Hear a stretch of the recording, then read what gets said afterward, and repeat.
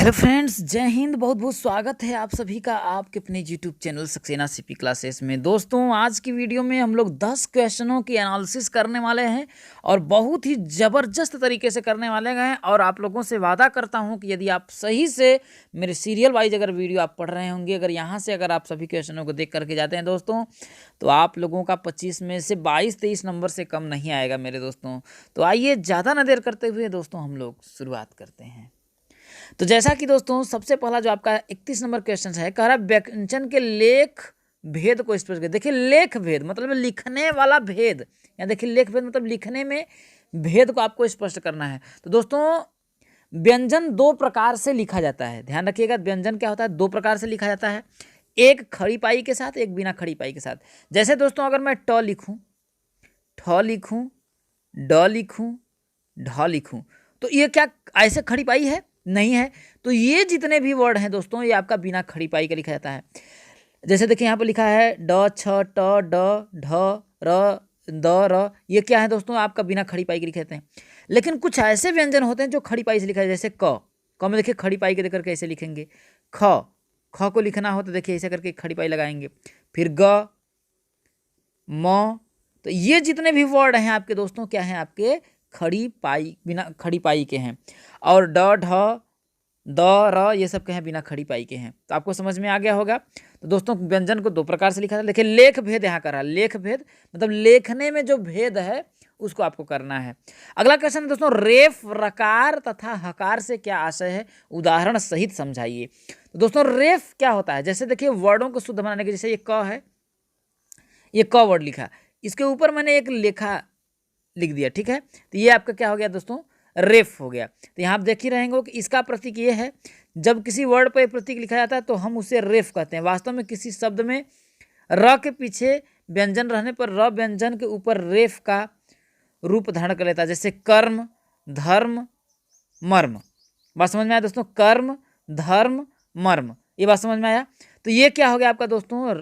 ये कर्म, तो ये रेफ है दोस्तों। र का मतलब इसमें उच्चारण आपका आ रहा है।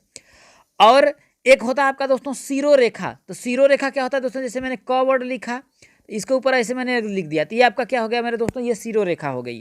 ख लिख दिया तो इस पे ऐसे खींच दिया, आपका सीरो रेखा हो गया। और रेफ क्या होता है दोस्तों? जैसे कि ये मतलब उसको इसी प्रकार से दर्शाया जाता है। ये एक लाइन हो गया, इसी प्रकार से दर्शाया जाता है। लेकिन ये क्या होता है, जैसे कि किसी शब्द में र के पीछे कोई व्यंजन रहने पर र व्यंजन में वो रेफ का प्रयोग आपका किया जाता है।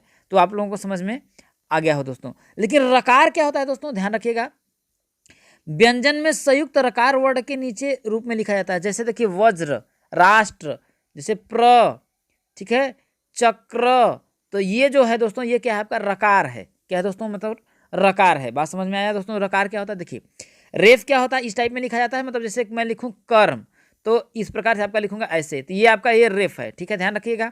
और रकार क्या होता है दोस्तों? जैसे मैंने प्र लिखा या फिर क्र लिखा, तो ये होता है संयुक्त, मतलब बोल सकते हैं कि व्यंजन संयुक्त रकार जैसे वर्ड के नीचे आता है दोस्तों। जैसे प्र, वज्र, राष्ट्र, चक्र, तो ये आपका रकार हो गया दोस्तों। तो रकार भी आपको समझ में आ गया होगा।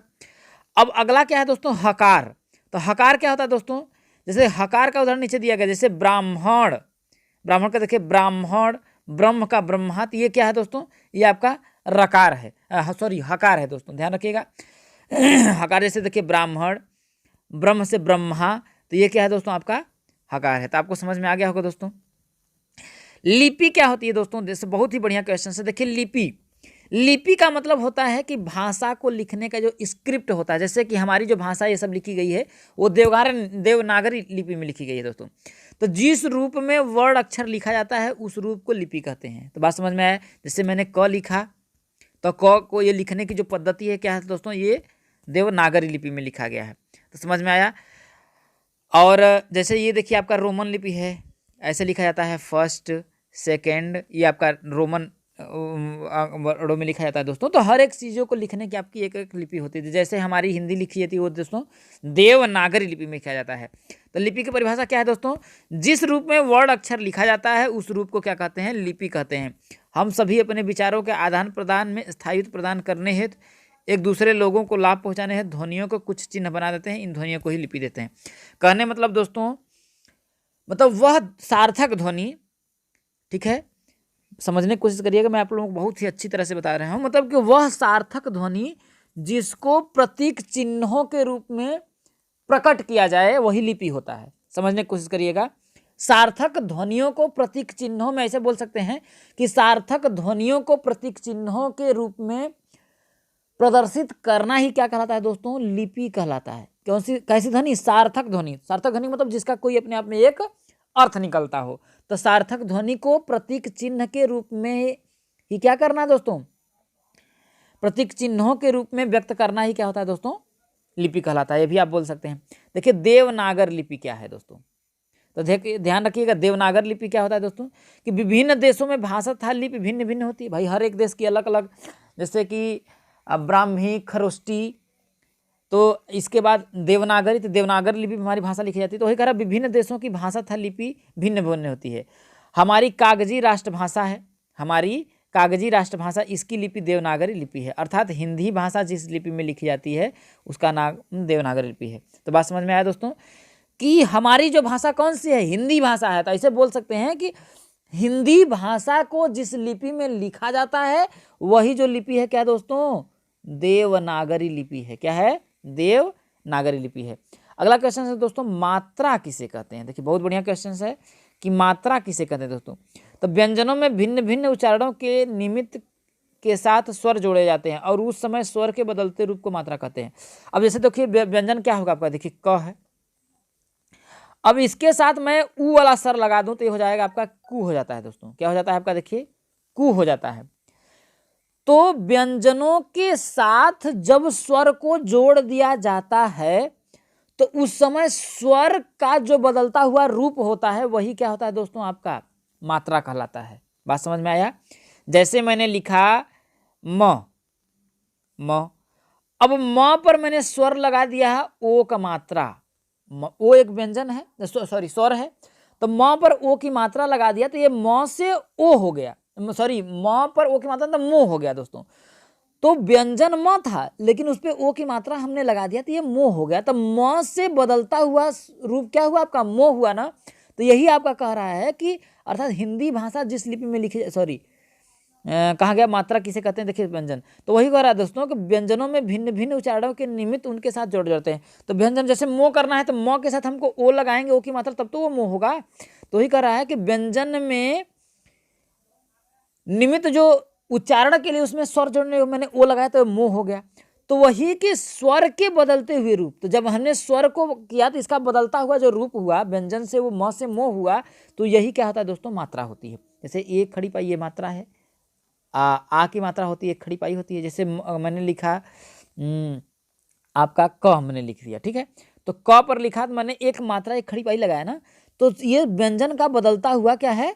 स्वरूप है। मतलब कि स्वर का ये बदलता हुआ स्वरूप है। अब क पहले था, ये क में स्वर क्या था? क, अ की मात्रा निकल रही थी, लेकिन क से ये स्वर बदल करके का आ में हो गया दोस्तों। तो यही स्वर का बदलता हुआ जो रूप है वही क्या है मेरे दोस्तों? मात्रा है। तो यहाँ देखिए प्रत्येक स्वर की मात्रा इस प्रकार देखिए, आ ई तो आप लोग जानते ही होंगे पूरे का स्वर का। अब दोस्तों व्यंजन क्या होता है दोस्तों? व्यंजन तो जिस वर्ण का उच्चारण किसके? स्वर की मात्रा से होता है, मतलब स्वर की सहायता से होता है। Help of vowels. क्या बोलते हैं? मतलब हेल्प ऑफ वॉवेल्स, मतलब ऐसा वर्ण या फिर ऐसा शब्द जो स्वर की सहायता से उच्चारित किया जाता है। किसकी सहायता से? स्वर की सहायता से। किसकी सहायता से? स्वर की सहायता से क्या होता है दोस्तों? उच्चारित किया जाता है, वही क्या होता है दोस्तों? व्यंजन होता है। तो ऐसा वर्ण जो स्वर की सहायता से उच्चारित किया जाता है उसे क्या बोलते हैं दोस्तों? व्यंजन कहते हैं। और हिंदी वर्णमाला में टोटल कितने व्यंजन है दोस्तों? आपके 33 व्यंजन है। कितने हैं आपके? 33 व्यंजन है। अब अगला क्वेश्चन है आपका, देखिए कि विषय शैली के अनुसार निबंध में भेद बताइए। तो दोस्तों विषय शैली के अनुसार निबंध में भेद आपका विचारात्मक हो सकता है, भावात्मक हो सकता है, वर्णनात्मक होता है और विवरणात्मक। आप विचारिक रूप से भी निबंध दे सकते हैं, और भावात्मक अपने भाव के आधार पर निबंध कर सकते हैं, और वर्णात्मक वर्णों के आधार पर, और विवरणात्मक उसका विवरण देते हुए निबंध लिख सकते हैं दोस्तों। तो ये समझ में आ गया। अब देखिए विचारात्मक निबंध क्या है दोस्तों? ध्यान रखिएगा, कह रहा है विचारात्मक निबंध था भावात्मक निबंध में क्या अंतर है। तो देखिए विचारात्मक निबंध में चिंतन मनन के अतिरिक्त बुद्धि तथा तर्क की प्रधानता होती है। देखिए विचारात्मक जो निबंध होता है उसमें चिंतन मनन के अतिरिक्त विचार में अपनी बुद्धि की भी बुद्धि और तर्क की क्या होता है दोस्तों, प्रधानता होती है। जबकि भावात्मक निबंध में भावों की प्रधानता होती है, बुद्धि की प्रधानता नहीं होती।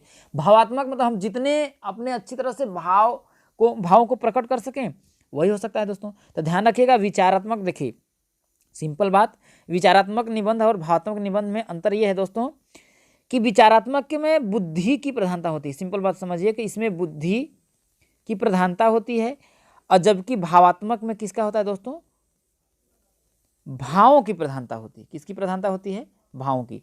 तो भावात्मक सिंपल लग जाए एक ऐसा मतलब विचारात्मक निबंध वह होता है जिसमें अब चिंतन मनन के अतिरिक्त बुद्धि की प्रधानता होती है, बुद्धि तथा तर्क की भी प्रधानता होती है। सिंपल बात समझिए। और जबकि भावात्मक जो होता है इसमें सिर्फ भावों की प्रधानता होती है, बुद्धि की प्रधानता नहीं होती है।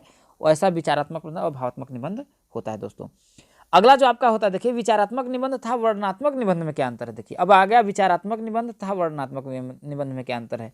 तो देखिए विचारात्मक निबंध में वही चिंतन मनन के अतिरिक्त बुद्धि तथा तर्क की प्रधानता होती है, जबकि वर्णनात्मक निबंध में क्या होता है, देखिए घटना, दृश्य, वस्तु का विस्तृत वर्णन प्रस्तुत किया जाता है दोस्तों। वर्णनात्मक मतलब उसका वर्णन करते हुए, एक्टिंग करते हुए उसको दर्शाया जाता है। बात समझ में आया दोस्तों। विचारात्मक में आपको जैसे चिंतन मनन, ऐसे समझिए कि चिंतन मनन और बुद्धि की प्रधानता, जबकि किसमें, वर्णनात्मक में क्या दोस्तों, सभी चीजों का, घटना का, कोई जब से घटना है तो उसका सदृश्य मतलब दृश्य रूप से दृश्य था वस्तु का विस्तृत वर्णन को क्या करना होता है दोस्तों, प्रस्तुत किया जाता है। अगला क्वेश्चन है दोस्तों आपका, कहानी किसे कहते हैं, कहानी के कौन कौन से तत्व हैं।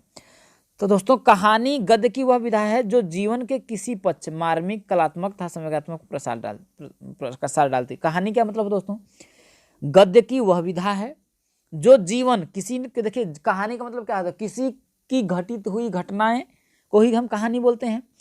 तो यही है कि कहानी का क्या आशा है दोस्तों, कि कहानी गद्य की वह विधा है जो जीवन के विशेष पक्ष, जैसे मार्मिक हो गया, कलात्मक हो गया और संवेगात्मक होगा, इस पे क्या करती है दोस्तों, प्रकाश डालती है। यही होता है आपका कहानी।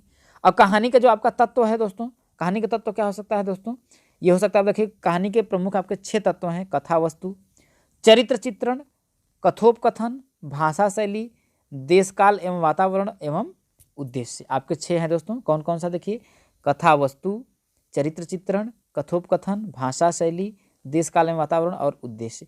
तो यही आपके कहानी के उद्देश्य हैं दोस्तों। तो इस वीडियो को यहीं पर रखते हैं। उम्मीद है आपको वीडियो बहुत अच्छी तरह से पसंद आया होगा। अगर वीडियो पसंद आया और आप चाहते हैं कि ऐसे ही हम वीडियो लाते रहें, तो मेरा मनोबल बढ़ाने के लिए मेरे दोस्तों चैनल को सब्सक्राइब और अपना एक प्यारा सा कमेंट जरूर करिएगा दोस्तों। इस वीडियो में इतना ही, फिर मिलेंगे अगले वीडियो में। तब तक के लिए दोस्तों दीजिए इजाज़त। जय हिंद, वंदे मातरम।